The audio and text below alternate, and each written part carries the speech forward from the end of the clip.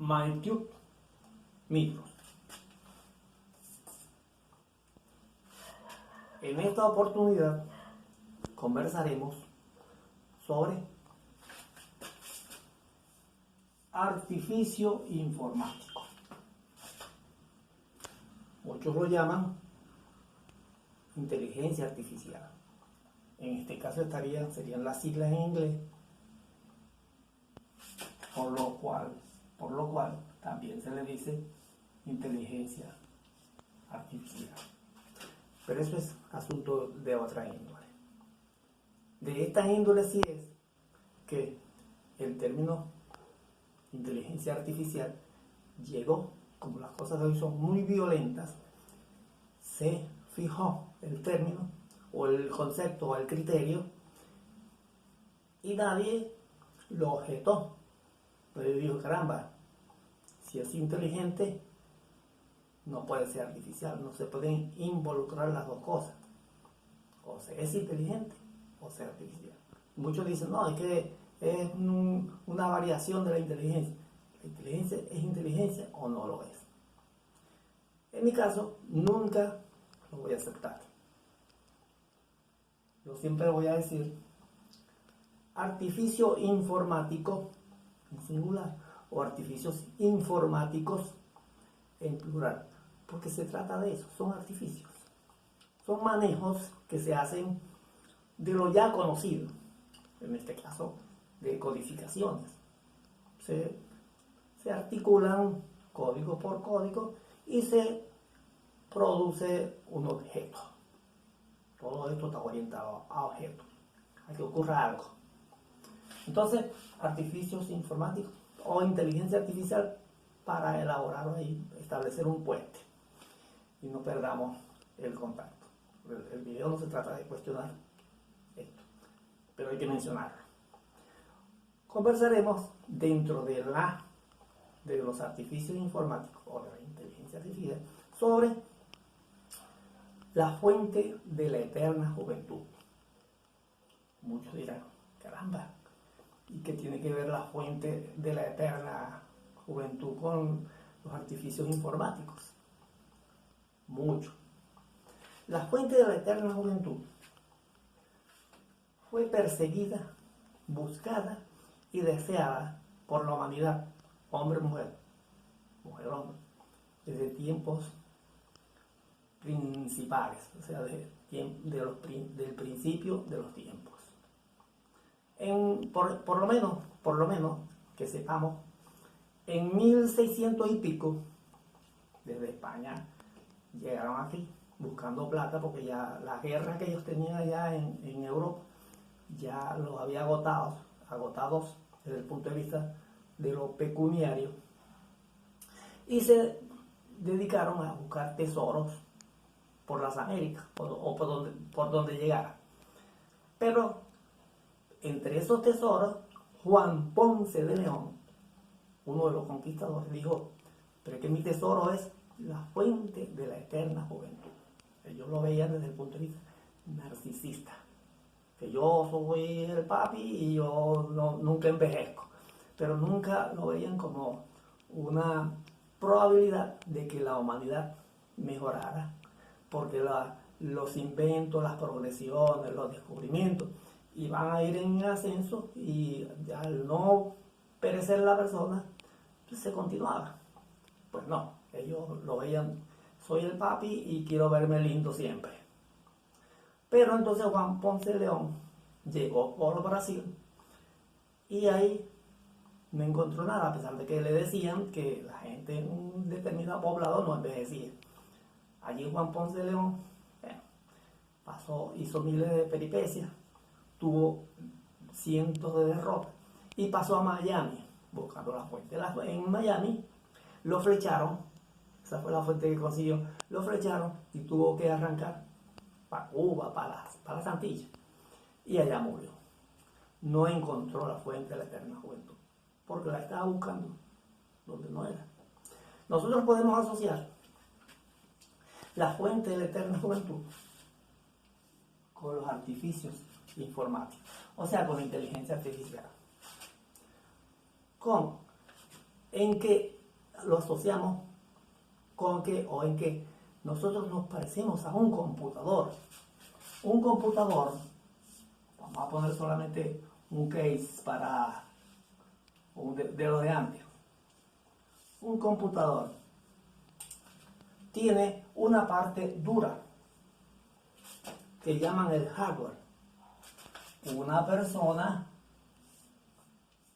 tiene una parte dura que llaman brazos, huesos, músculos, nervios, es decir, hardware que se puede tocar. Un hardware se puede tocar, es una parte dura, es una parte material. El computador tiene, para hacer sus funciones, tiene un software que mediante el sistema operativo, cómo va a hacer el trabajo. Con los programas que se le incluyan, son fundamentalmente lenguaje, van a hacer las otras tareas. El ser humano tiene un software. El computador tiene un procesador interno o un acumulador interno, disco duro, microchip, miles de cosas. El ser humano tiene muchas cosas, como por ejemplo el lenguaje.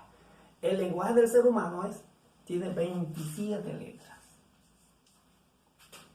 El lenguaje del computador tiene 2, 1 y 0, 2 caracteres. Y nosotros tenemos 27 caracteres. Fíjense lo mucho que nos estamos pareciendo. El computador se articula para los efectos de internet con servidores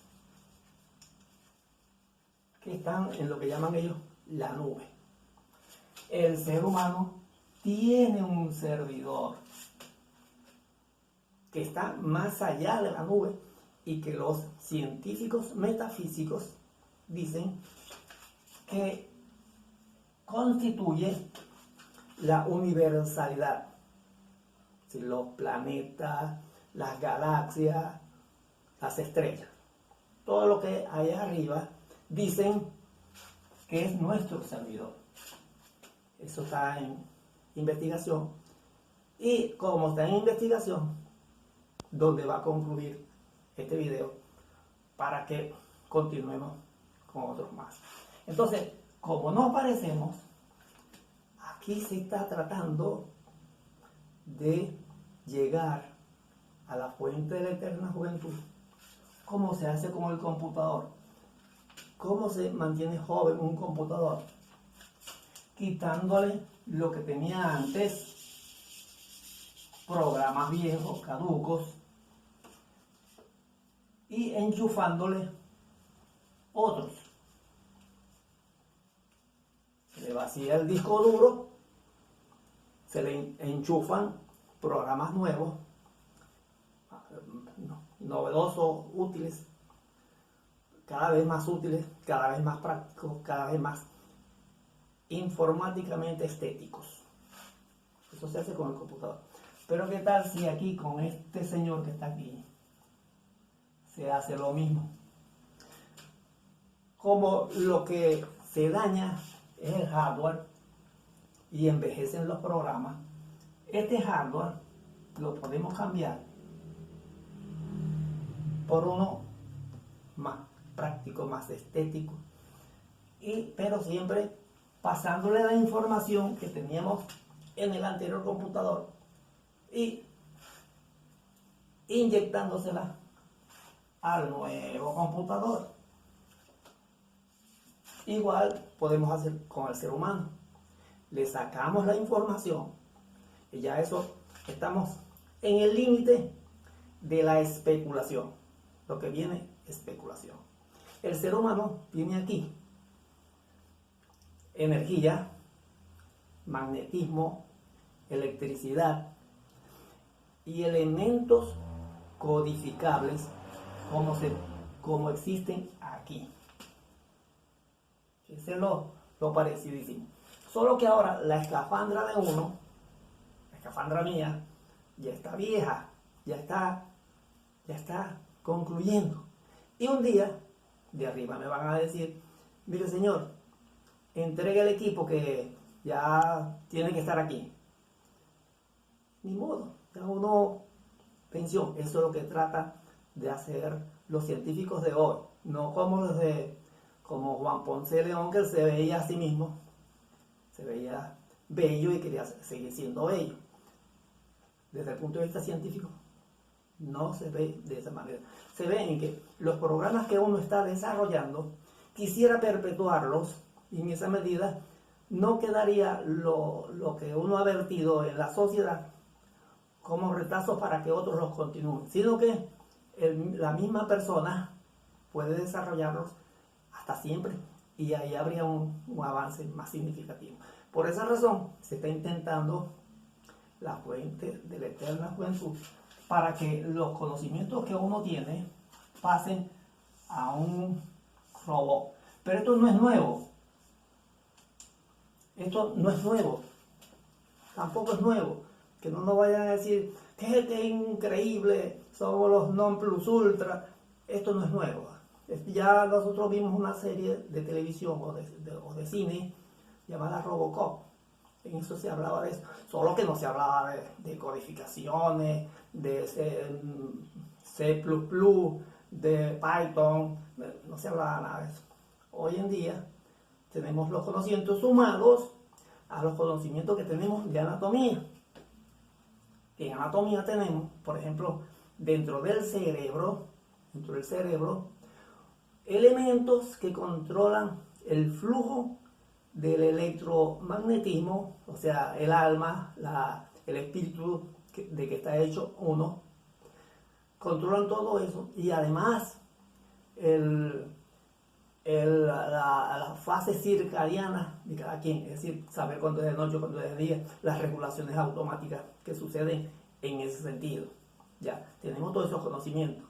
Los tres elementos que están involucrados, elementos físicos, estamos hablando de elementos físicos que controlan elementos intangibles, o sea, lo tangible con lo intangible. Estos elementos son, en el esfenoide, un hueso que está más o menos en mitad de la cabeza, hay una glándula que se llama hipófisis. La hipófisis, la glándula pineal